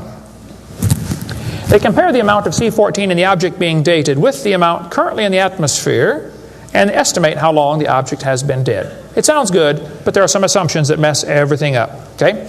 Assumption number 1, has the amount of C14 in the atmosphere always been the same? Has it reached equilibrium? This is an interesting problem. If I told you to fill a barrel with water, but I drilled holes on the other side of the barrel, while you're filling it, it's leaking out. At some point, it's going to be leaking at the same speed you're filling, and that point is called equilibrium. You will never fill the barrel past that point unless you plug the holes or fill faster. See, it's filling and leaking at the same time, sort of like your checkbook. You know, you put it in and it leaks out, okay? Hopefully you want to at least be at equilibrium, okay? If less than that, you're going to be in trouble eventually. See, if your outgo exceeds your income, your upkeep will be your downfall every time. Well, they say if you took a brand new planet Earth and stuck it out in the solar system, the sun would start producing carbon-14. It would start decaying also right away, and it would take about 30,000 years to reach this equilibrium point. Well, Willard Libby and others who invented carbon-14, University of Chicago in 1947 to 53, he got a Nobel Prize for it in there somewhere. He said, well, it would take 30,000 years to reach equilibrium. He said, well, we know the Earth is millions of years old. Mistake number one. So we can ignore the equilibrium problem. Mistake number two. The Earth's atmosphere has still not reached equilibrium. There's more C14 now than there was 10 years ago, which proves the Earth is less than 30,000 years old, which I could have told them just from reading my Bible. See, if an animal is still alive, be it plant or animal, okay, it should have about 16 clicks per minute on your Geiger counter per gram. If it's 0 years old. Actually, 0 years dead. If it's getting only 8 clicks per minute, then it's 5,730 years old. If it's giving you 4 clicks per minute, it's gone through 2 half-lives. It's 11,000 years old. If it's 2 clicks per minute, it's 17,000 years old. This is how they date it. So if you're getting 2.5 clicks per minute, you just find the point on your graph and draw the line over and determine the age. Sounds real simple, but it doesn't work. If we had walked into a room and found a candle burning on the table, and I asked you the question, when was it lit? You say, I don't know, Mr. Hovind, it's burning when I got here. Okay, well then let's do some empirical science. Empirical science is things we can test and measure and observe and test. Not theoretical, I mean empirical. We can measure it and weigh it. Let's measure the height of the candle. Suppose the candle is 7 inches tall. Who can tell me when it was lit? Okay, nobody. Let's do some more empirical science. Let's measure the rate of burn. Suppose we determine it's burning 1 inch an hour. When was it lit?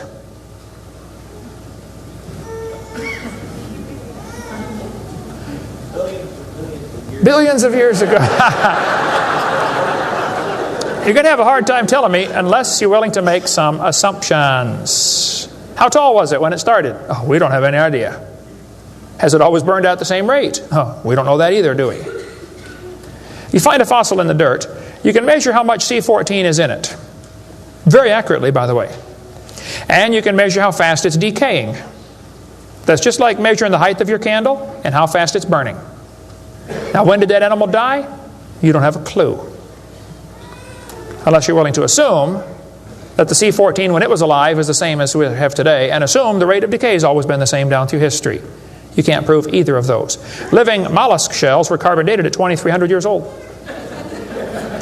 Hello, they're still alive. Freshly killed seal, carbon dated 1,300 years old. Shells from living snails, carbon dated 27,000 years old. That's stupid. He's still alive, okay? I know snails are slow, but 27,000 years, he'd be dead, okay? One part of a mammoth is 29,000 years old, another part's 44,000. One part of Dima was 40,000 years old, another part was 26,000, and the wood next to it is 9,000. The lower leg of a mammoth is 15,000 years old, the skin is 21,000. 2 mammoths found side by side in Alaska, one is 16,000, one's 22,000. Which number is right?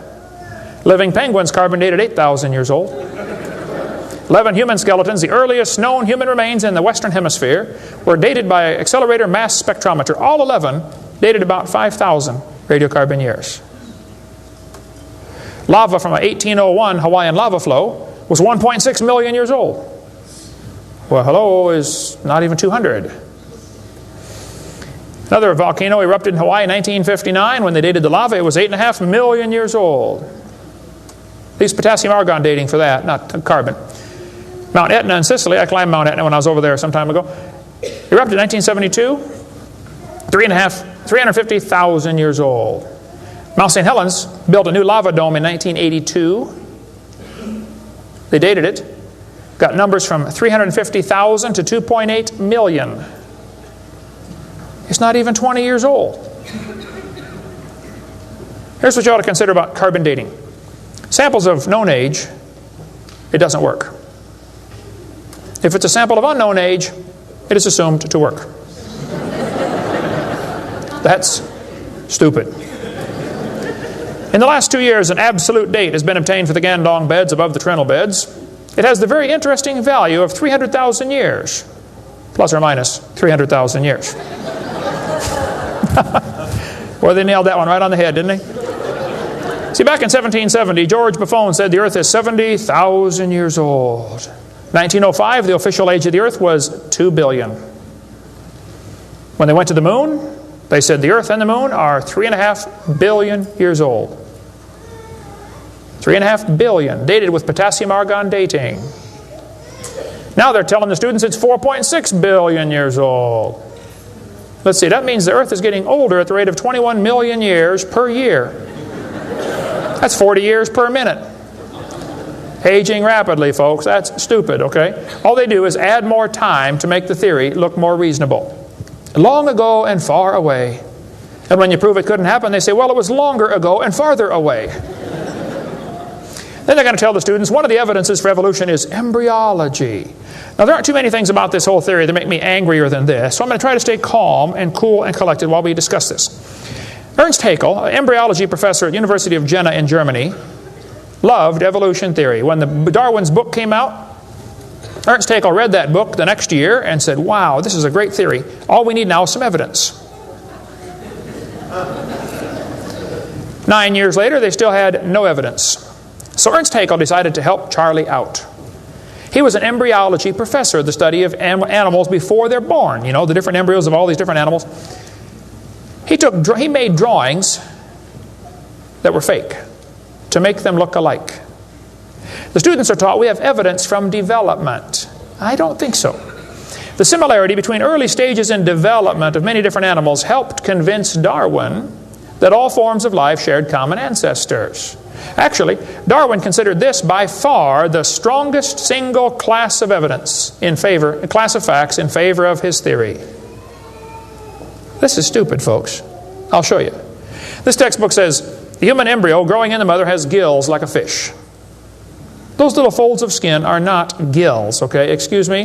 Those little wrinkles under your chin when you're growing up later develop into bones in the ear and glands in the throat. They never have anything to do with breathing. I've seen folks that have 5 or 6 chins and they can't breathe through any of them but the top one. Those are not gill slits. Ernst Haeckel, though, said the turning point in his thinking was when he read Darwin's book, 1860. Haeckel took a drawing of a dog and a human embryo and he changed them to make them look exactly alike. His fake drawings looked almost identical. On top are the real drawings, underneath are Haeckel's fake drawings. He lied, folks, intentionally. He made huge charts of his posters of his drawings of these embryos and traveled all over Germany and just about by himself converted the Germans to believing in evolution. Which later led to the obvious question, well, if evolution is true, then maybe one of the races of people has developed farther than the rest. Which, by the way, is a subtitle to Charlie Darwin's book. You can look at it for yourself. The Origin of Species by Means of Natural Selection, or the Preservation of Favored Races in the Struggle for Life. See, Darwin was a racist. We cover lots more on that on video number 5. That one is politically incorrect. You don't want to watch that one. Trust me. On top are Haeckel's fake drawings. Underneath are actual photographs of what he claimed he was drawing a picture of. Now, either he's a lousy artist or he's a liar. Well, it turns out he's a liar. He was convicted of fraud by his own university. Proven to be a fraud. But guess what? Haeckel's fake drawings are still used in textbooks in your state right now. Here's a textbook used at the University of West Florida, in the middle of the Bible Belt. It's only been proven wrong 125 years ago. I know it takes a while to get textbooks up to date, but that ought to be plenty of time. That's stupid. Those are not gill slits on the embryo. Here's an Irish textbook. I was just there a few months ago. It says the embryo has gill slits. That's baloney. This one says the embryo has gills. Glencoe Biology says they have gills. Proven wrong 125 years ago. This biology textbook says the human embryo has gills. Here's this Tim Barra writing his book on the myth of creationism. And he mentions the gills are evidence for evolution. You're only 115 years behind, Tim. Miller's still teaching it 125 years after it was proven wrong. I debated Miller on the radio on a St. Louis radio station one time. There's a college textbook still teaching the kids the embryo has gills. This one says, it shows the kids a 5 to 6 week embryo, but it says by 7 months, the fetus looks from the outside like a tiny normal baby, but it's not. It's not a baby at 7 months. Excuse me? A whole bunch of kids born at 5.5 months survive, 34%. That's stupid to say it's not a baby at 7 months development. Maybe you heard about the woman that had surgery on her baby before it was born. They cut the mother open, cut the uterus open. The 5-month-old baby, 5 months in development, reached out and grabbed the doctor's finger. It's not a baby, huh? If it's not a human being, what kind of being is it? If it's not alive, why is it growing? Why do they keep that in the textbooks? Well, that's the only way to justify abortion. They want you to think it's not a human yet. Just a fish with gills. No, it's a human the instant it's conceived. And abortion is murder. Plain and simple. We covered lots more on that on my videotape number 4. You don't want to watch that one either. Then they're going to tell the kids, we've got evidence for evolution because dinosaurs turned to birds. This is stupid. This guy says, dinosaurs are alive as birds. Well, kids, in case you don't know, there are a few differences between a dinosaur and a bird. You don't just put a few feathers on them and say, come on, man, give it a try. It won't hurt too bad. That's stupid, okay? Dinosaurs did not turn to birds, okay? Somewhere along the line, while his front legs are developing into wings, they're going to be half leg, half wing, which means he can't run and he can't fly yet. He's going to have a hard time, isn't he? No, dinosaurs did not turn into birds. That is stupid, okay? They say, we've got proof that they did. Archaeopteryx, which means ancient wing. That's supposed to be evidence for evolution. It's in just about every textbook I've seen dealing with this topic. Archaeopteryx is supposed to be evidence. Here's a 1999 textbook. Now, Archaeopteryx was proven to be a fraud in 1986.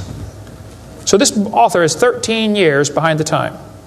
Archaeopteryx means ancient wing. They're going to say, see, boys and girls, he's got claws on his wings. Yeah, so? 12 birds today have claws on their wings. The ostrich does, the Watson does, Turako does, ibis does. So what? It's kind of unusual, but 12 birds have it. They're going to say, well, he's got teeth in his beak. That proves he's got a reptilian feature. Well, now wait a minute. Some reptiles have teeth, some don't. Some mammals have teeth, some don't. Some fish have teeth, some don't. Some of you have teeth, some don't. Okay? That doesn't prove a thing, all right?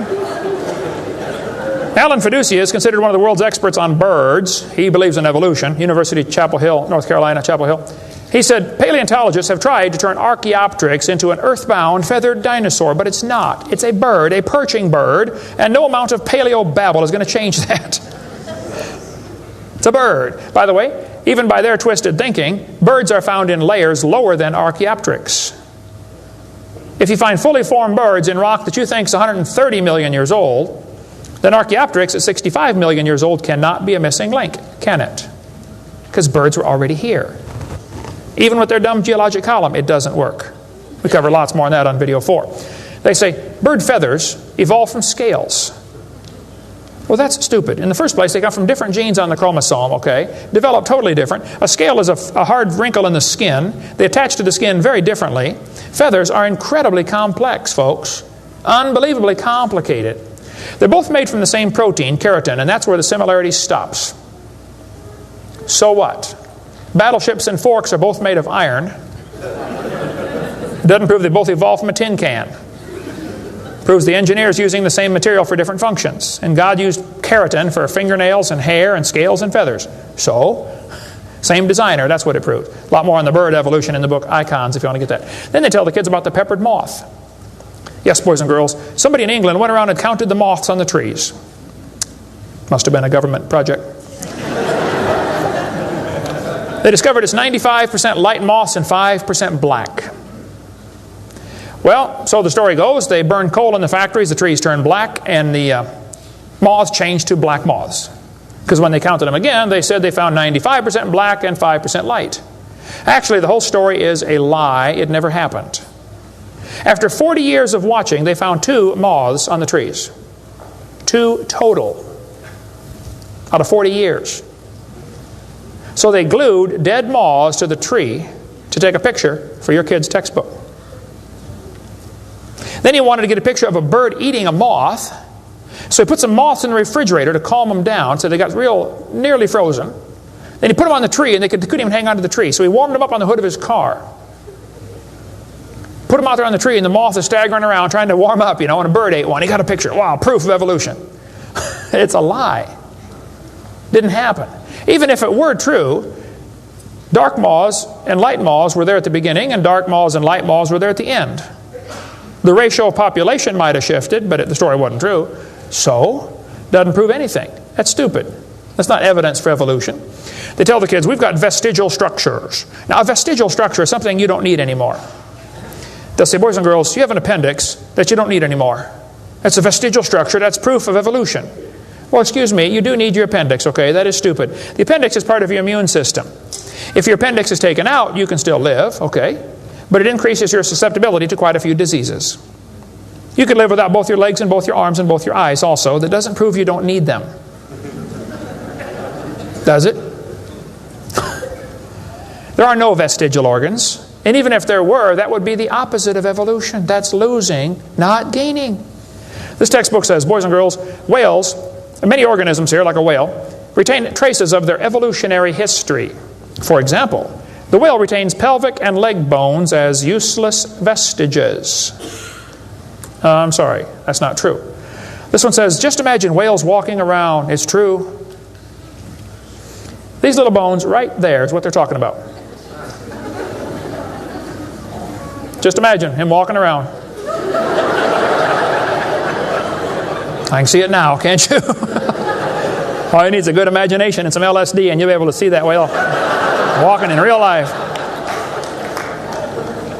This textbook says, the whale's pelvis is evidence of its evolution from 4-legged land-dwelling mammals. Well, that is stupid, okay? Those bones in the whale's abdomen are essential to hold muscles that support the reproductive system. Without those bones and those special muscles, the whales cannot reproduce. This has nothing to do with walking on land. It has to do with getting more baby whales. So the author that wrote this is either ignorant of his whale anatomy and should not be writing a book about it, or he's a liar trying to push a theory off on our kids. Here, this one says, whales once lived on land. Whales were not always sea dwellers. Modern whales show skeletal evidence of previous existence on dry land. Buried deep in a whale's hip muscles are 2 small bones, all that is left of the whale's pelvis and hind legs. That's stupid. The male and female bones are very different on whales. Check your whale anatomy and tear that page out of your book. Has no business being in there. This textbook says, humans have a tailbone at the end of the spine that is of no apparent use. I was debating a guy in North Alabama. He was the president of the North Alabama Atheist Association or something like that. He got up and he said, folks, we've got evidence for evolution. Humans have a tailbone they no longer need. When it was my turn, I got up and I said, Mr. Patterson, I taught biology and anatomy. I happen to know there are 9 little muscles that attach to the tailbone, without which you cannot perform some very valuable functions. I will not tell you what they all are, but go read your Gray's Anatomy and you can figure it out.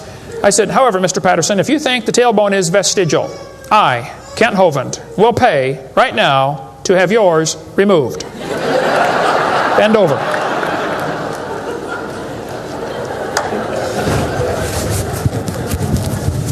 That is stupid, folks. The tailbone is not vestigial. This one says, the coccyx, that's the tailbone, the small bone at the end of the human vertebral column, has no present function and is thought to be the remainder of bones that once occupied the long tail of a tree-living ancestor. I was taught when I went to school, man used to have a tail, but he lost it because he didn't need it. I thought, didn't need it? Have you ever thought how handy a tail would be? Have you ever come to the door with 2 sacks of groceries? Wouldn't that be nice, man? Be able to grab that door and walk right around and get in it?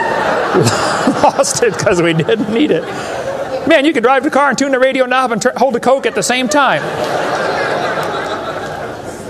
We're going to going to tell the kids that lobe-finned fish show evolution. Yes, boys and girls, during the Devonian period, 410 million years ago, there were fish with lobe fins. What that means is a short arm and then the fin grows. Well, that's stupid, okay? The lobe-finned fish are still alive. They're called the coelacanth. And when they found the first coelacanth in 1938, first people didn't believe it. They said it can't be true because they died millions of years ago. When they finally proved, yes, they're still here, all they said was, wow, they survived for millions of years. Never dawned on them to maybe question the whole theory. Never dawned on them. When Dr. Roy Mackal went to Africa and did expeditions on dinosaurs still alive in the African swamp, University of Chicago microbiology professor Dr. Roy Mackal wrote this book. He went over there twice, interviewed folks who've seen living dinosaurs. People who've never seen a white man. When he showed them the Apatosaurus, they said, yeah, that's Mokele Mbembe. He lives out in the river. He's not friendly. Don't get close. Dr. Mackal said, fellas, that's a dinosaur. They've been dead for 70 million years. The natives said, well, we're sorry. We didn't know about that. All we know is we see them out there once in a while. So Mackal gets back, writes this book, and says, folks, there are still some dinosaurs alive in Africa. Then he says, it's amazing. They survived for 70 million years. Never will cross his brain that maybe your basic theory is wrong. That thought will never enter his mind, I don't think. It ought to. Lobe-finned fish are still alive, folks. They tell them trilobites are good index fossils for rock that is 600 million years old. Well, that's stupid, okay? There's a human shoe print where a guy stepped on and squashed a trilobite. How could a human step on a trilobite? If they're 500 million years ago. One guy said, maybe aliens visited the planet and stepped on a trilobite. Trilobite had the most sophisticated eye ever found in nature. It's one of the first animals to evolve, and it's already got the most complex eyeball. I don't think so. The whole thing about index fossils is stupid. Okay, there aren't any index fossils. The graptolites are the index fossil for 410 million year old rock, and yet they're still alive right now in the South Pacific. They tell the kids the dinosaurs are index fossils for 70 million year old rock. Folks, dinosaur blood was found inside the bone. Don't you think it's going to decay in less than 70 million years? There's enormous evidence that man and dinosaurs have always lived together. We covered that for 2.5 hours on video number 3 of our blue series of tapes. Gene Thomas, missionary friend of mine, was in the Congo swamp for 42 years as a missionary. He said, I had 2 pygmies in my church that killed and ate one. Yes, dinosaurs are still alive. California, 1925, this thing washed up on the beach called California's Nessie. Laid there on the beach and rotted away. Here's a guy behind it with a rifle. In the front you can see the critter's head. Neck going off to the right. The neck was 20 feet long. One atheist wrote me a letter and said, Hovind, you're so stupid. Don't you know that was a whale? Show me any neck on a whale, would you please? No, I think dinosaurs have always lived with man. They were called dragons for most of history. People killed most of them. There could be a few still around. It wouldn't affect me at all, okay? I don't think there's a lot of them, but there could be a few still out there. They changed the name in 1841 to dinosaur. That's all that happened. And man exterminated most of them. They're mentioned in the Bible. We cover all that in video number 3. They're going to tell the kids, we've got evidence for evolution. It works by natural selection. Well, yeah, natural selection works. But see, evolution is based on 2 faulty assumptions. Number 1, they say mutations make something new. That's never been observed. And natural selection makes it survive. That's never been observed. That sounds good theoretically, but it's never been observed. Mutations happen, there's no question. Okay, thousands and thousands of mutations happen. But even guys like Pierre Gross will say, no matter how numerous they may be, mutations do not produce any kind of evolution. They're only scrambling existing information. They're not adding anything new. Here's a 5-legged bull. That's a mutant. There's no new information added. Doesn't the bull already have the gene code to make a leg? You just built one in the wrong place, that's all. This is not new information. This is scrambled information. That's not new. Here's a short-legged sheep. He's the first one the wolf is going to catch. Go, boys, go. Here comes the wolf. Herman didn't make it. Here's a 2-headed turtle. That's a mutant. Not ninja, but he's mutant. He's going to freeze first winter. Nobody makes a turtleneck sweater. I've never seen one. I've been looking. See, a mutation is scrambling information that already exists. It's like you can take the letters from the word Christmas and get all sorts of different words, scrambling them up. But you never get Xerox, zebra, or queen. The letters aren't available. And a mutation does not give you new information. It scrambles existing information. This textbook shows the kids a 4-wing fly. Look what it says now, kids. You've got to be careful or you'll be tricked on this one. Normal fruit flies have 2 wings. This mutant has 4. This rare mutation, like most mutations, is harmful. Look what it says. Beneficial mutations are the raw material for natural selection. Oh, why didn't they show us one? Why did they show us an example of a bad mutation and tell us that good ones is how it works? Show me a good one. You know why nobody's ever shown a good mutation? Because nobody's ever seen a good mutation. One professor I was debating said, I know a good mutation. He said, people in Africa that get sickle cell anemia cannot get malaria. Wow, that's like saying if you cut off your legs, you can't get athlete's foot. Yeah, you're probably right, but that's not a beneficial mutation. They tell them evolution and natural selection go together. He says, this textbook says natural selection causes evolution. That's stupid, okay? Natural selection doesn't cause any evolution. Natural selection is a conservative process that keeps the species strong. That's all it does. That's all it can do. It has no creative properties. Natural selection, nature can only select what there is to select from. If I said, I'm going to go around the world, I'm going to try to raise a race of people that are over 12 feet tall. So everybody under 12 feet tall, we're going to kill them. Year after year, we kill everybody under 12 feet tall. Well, there's nobody to select from, is there? Natural selection can only select what there is to select from. It's a conservative process. If you worked in a factory that produced cars and your job was to check for defects, you know, kick the tires, slam the doors, etc., drive it around, and you caught every single mistake and you rejected it, how long would it take that process to change the car to an airplane? You say it'll never change it. That's my point. Natural selection is like a quality control. It makes sure the bad ones don't survive, but it's not going to change it to something else. Survival of the fittest does not explain arrival of the fittest.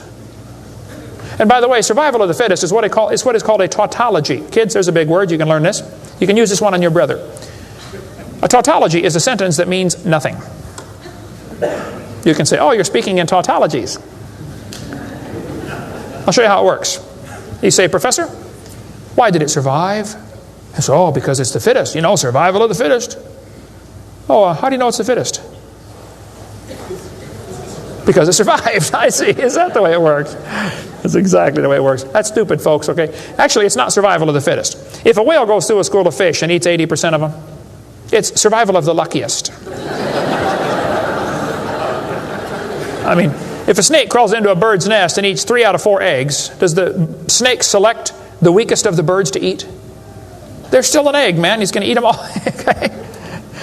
Then they do the thing with the fruit flies for the kids. They'll say, boys and girls, we raised flies in the laboratory and we nuked them and microwaved them and x-rayed them, and we got these flies to have mutated babies. We got flies with curled wings. They fly around, bzz, bzz, bzz, couldn't go anywhere. They got flies with no wings. What do you call that? A crawl? You can't fly. They raised all these mutated flies in the laboratory and said, you know what, folks? Every fly we got was worse off than Grandpa Fly. Yeah, so? So they tell the kids, you see, this proves that flies have evolved as far as they can go. No, this proves you're messing up with perfectly good flies, okay? God made them right and you're messing them up. Now leave them alone, all right? This guy says, we've got proof for evolution because flies in the north have wings 4% larger than flies in the south. That's proof we all came from a rock. That's stupid, I'm sorry. Then they tell the kids, boys and girls, today you're going to learn to think critically. Watch this sentence here carefully. Some kids doing this for homework tonight. Boys and girls, do you think humans are still evolving? Now what kind of question is that? That's one of those questions like, have you stopped beating your wife yet?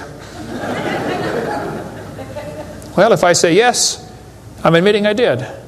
If I say no, I'm still doing it. Wow. All right. Go back and look at the original question. Do you think humans are still evolving? Doesn't that question assume that evolution has happened?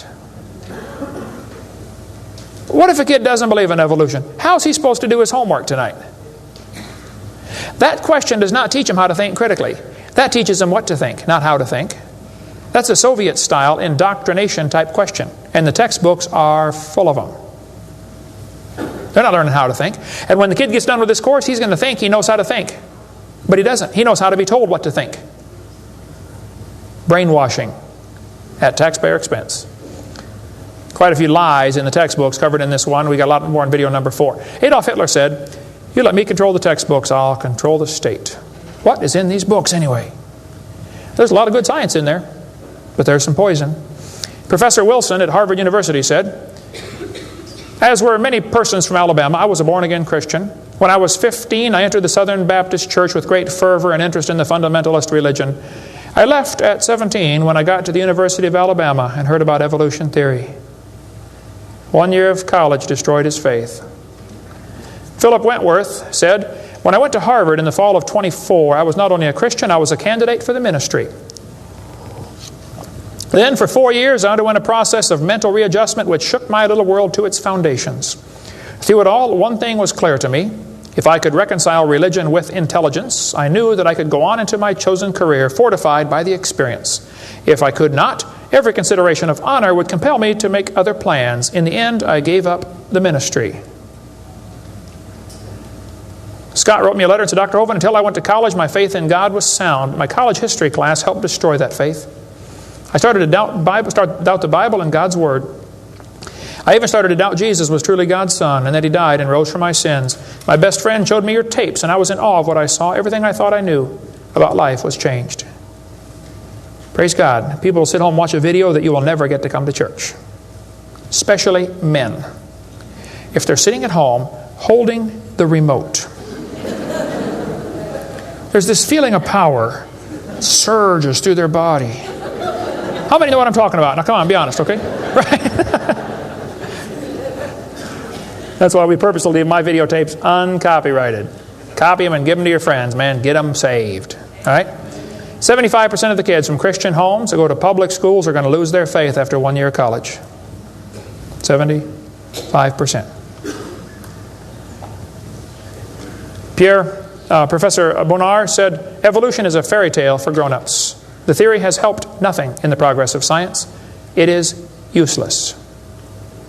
Malcolm Muggeridge said, "I am convinced the theory of evolution, especially the extent to which it's been applied, will be one of the great jokes in the history books of the future." It's a joke. And it would be a joke if it weren't for the tragic results. How many kids are taught this thing every day and believe it, and it destroys their faith? Adolf Hitler was a strong believer in evolution. He thought the Jews were an inferior species and needed to be eliminated for the good of humanity. Joseph Stalin was an evolutionist. Trotsky was an evolutionist. Pol Pot from Cambodia was a strong believer in evolution. We covered lots more on that in video number 5. Scientists who go about teaching that evolution is a fact of life are great con men. The story they are telling may be the greatest hoax ever. In explaining evolution, we do not have one iota of fact. Evolution is a shell game. You ever seen those shell games where they put the pea down there and they put the 3 shells on it and the guy tries to get you confused, you know, he messes them around? Evolution is like a shell game. If you ask the biologist, where's the best evidence for evolution?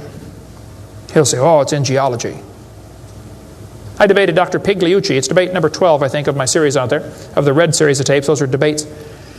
I said, Dr. Pigliucci, you have gotten $650,000 in grant money to study evolution of plants. You've been teaching a course on the evolution of plants for 30 years. What is the best evidence of evolution you're aware of? And he said, the evolution of whales. You're a botanist telling me the evolution of whales is your best evidence? It's always this way, folks. The geologist thinks the anthropologist has the evidence. The anthropologist says, oh no, we don't have it. The biologist has it. It's a shell game. The only problem is there's no P under any of them. Nobody has the evidence. It's a joke. Sir Arthur Keith was selected to write the foreword to Darwin's book when it was republished in 1959 because he was a strong believer in evolution.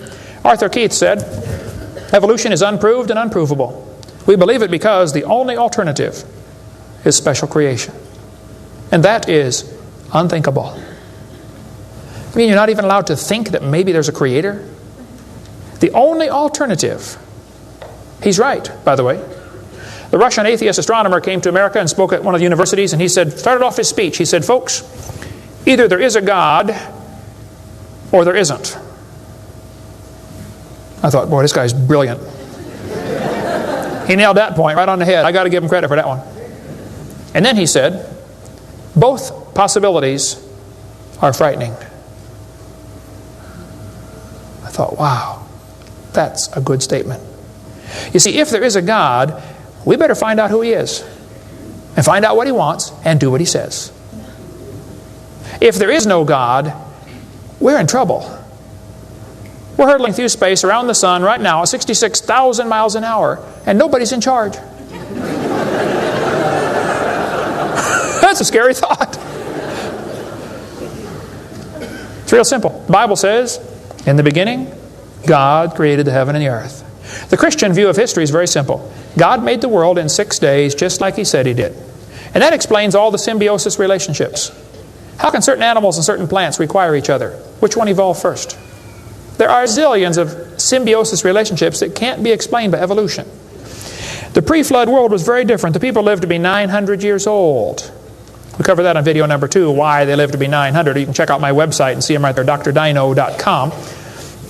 During this time when people lived to be 900, reptiles grew to be huge. See, reptiles, even today, never stop growing. Reptiles grow all their life. So if a reptile lives to be 900 years old, he's going to get real big. Dinosaurs were big lizards that lived with Adam and Eve. And then Noah took dinosaurs on the ark. People say, dinosaurs on the ark, they're kind of big, aren't they? Well, the big ones were big, but the little ones were little. And Noah was 600 years old when he built that boat. I bet he was smart enough to figure out, you don't have to bring the biggest ones you can find. Bring 2 babies. Just be sure to get a pink one and a blue one. That'll be important later. After the flood was over, people killed most of the dragons, as they were called. That's why there's legends of dragons all through history. Plus the climate killed a lot of them. People don't live to be 900 anymore. We cover all that on video number 2. And there might be a few still around. Christians don't need to worry about dinosaurs. They're part of the normal creation. They're mentioned in the Bible. It's all there, folks. We just got to get a good biblical view of history. God created this world. See, it's real simple. Let's summarize here. God made the world. It didn't evolve. Evolution is stupid. There are hundreds of more reasons we can give. We're going to run out of time, though. But if God made the world, He owns it. That means He makes the rules, like the 10 Commandments. We are guilty of breaking His rules. I'll show you. Rule number 9, commandment number 9, thou shalt not bear false witness. That means don't lie. How many of you have ever lied before? Come on, you don't do another one. Put your hand up.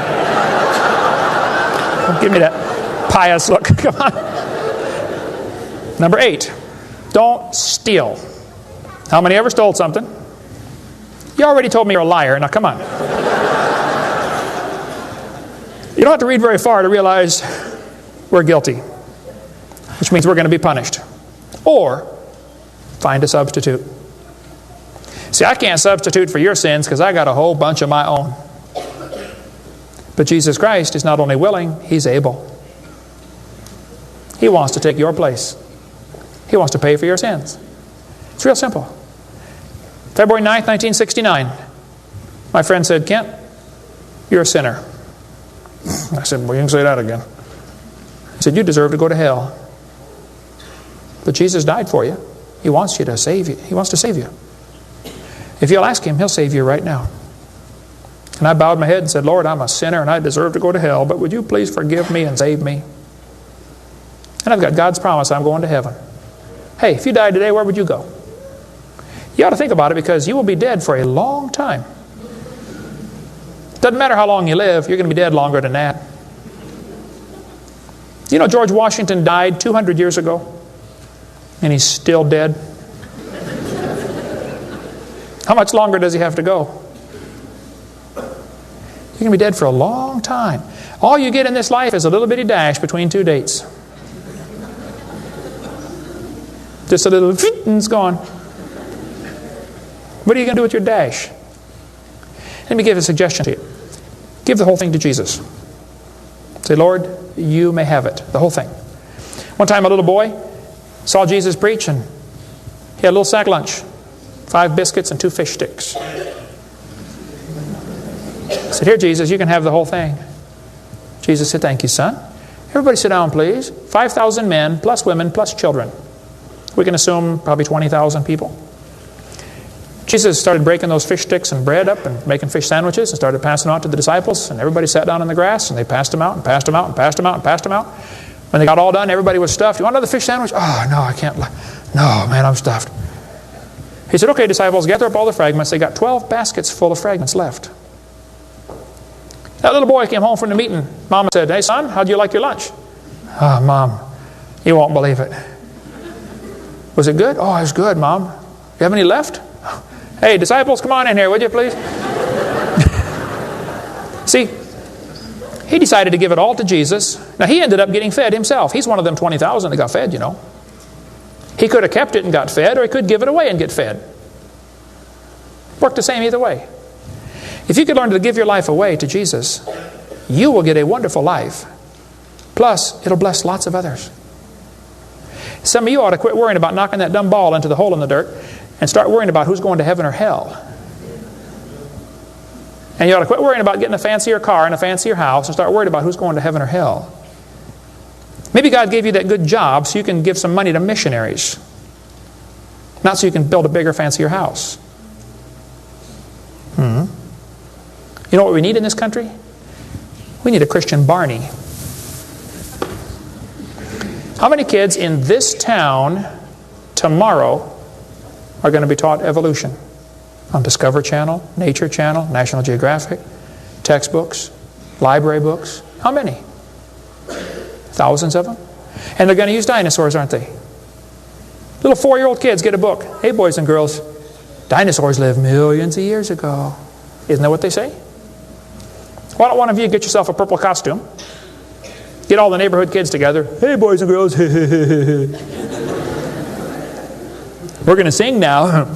God loves you, God loves me. He wants you in His family. If you'll ask Him now, He'll come into your heart, and of His family you'll be part. Shouldn't they learn that instead? Folks, somebody's got to reach these young kids. You ought to get some videos or something. My material's not copyrighted. You can use mine any way you want. Hey, what on earth are you doing, for heaven's sake? What are you doing for the Lord? I saw this tombstone the other day at a cemetery. Wayne Strickland, atheist. Hasn't died yet. He said, I'm a busy man, don't have time for this. I'm sorry, Wayne. You're going to have lots of time here coming up soon. Claims to be an atheist. Interesting. The Bible says, the fool has said in his heart there is no God. Did you know God doesn't believe in atheists?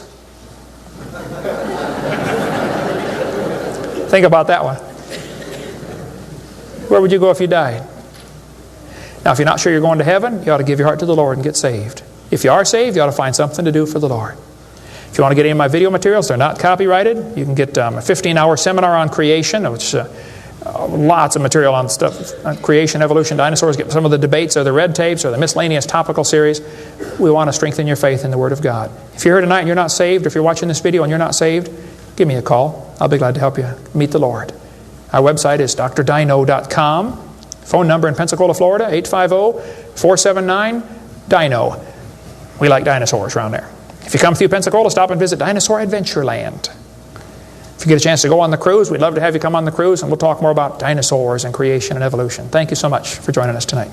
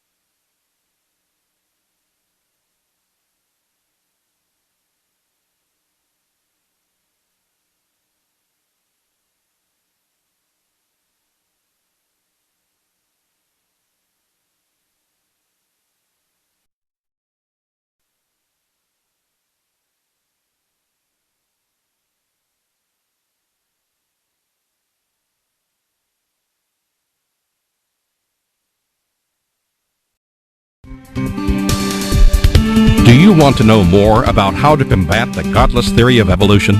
Creation Science Evangelism offers 4 great tools that help strengthen the faith of believers and win the lost to Christ.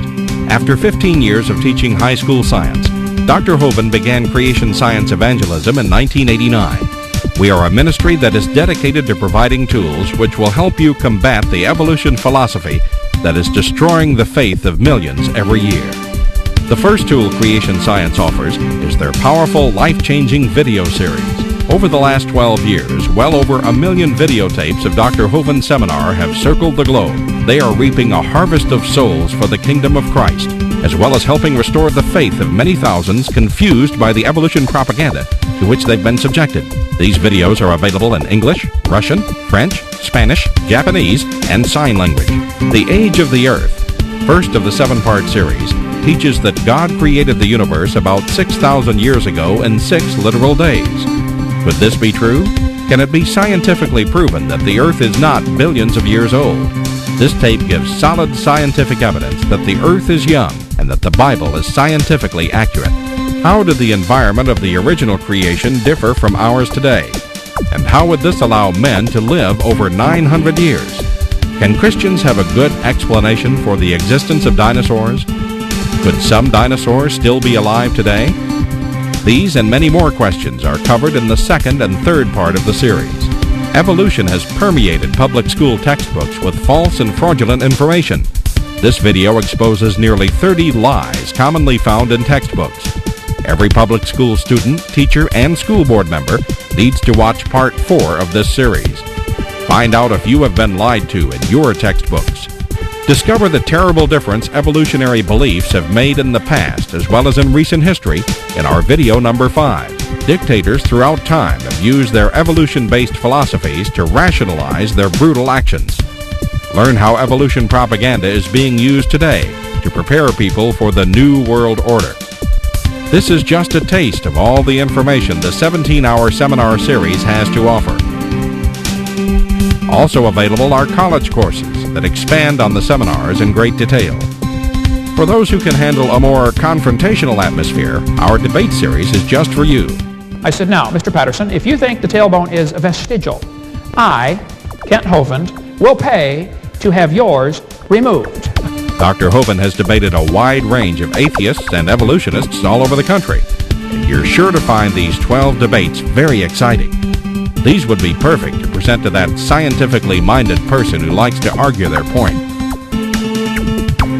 Our topical series includes exciting topics like why evolution is stupid, public school presentation, children's video about dinosaurs, the Bible and health, Leviathan, the fire-breathing dragon, and many more.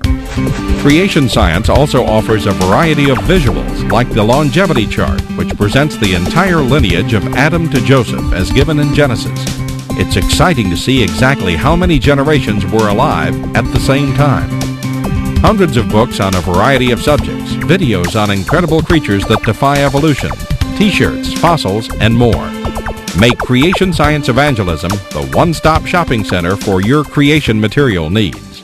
Our 2 websites, www.drdino.com and www.dinosauradventureland.com, provide our second tool for evangelism.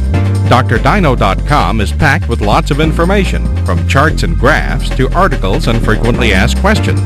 This is also where you will find more information on all of the products CSE has to offer. DinosauradventureLand.com is great for the kids. They can play lots of fun games and see unusual rides and activities located at Dinosaur Adventureland in Pensacola, Florida. Thousands visit our sites regularly to gain insight into God's creation. The third tool available to you is the live seminars conducted by Dr. Hovind and his son Eric. Since 1989, Dr. Hovind has held seminars and debates in hundreds of churches, schools, and universities in 49 states and 30 foreign countries. His fast-paced, illustrated seminars cover diverse topics, such as evidence for a young Earth, how long Adam lived, dinosaurs living with man, where races came from, radiometric dating, and much more. Our fourth tool is the new, exciting Dinosaur Adventureland. Many thousands have come from all across America to visit our museum, creation bookstore, science center, and theme park. where God gets the glory for science. Our unusual swings, rides, and activities each have a science lesson as well as a spiritual lesson, and captivate everyone from age 4 to 94.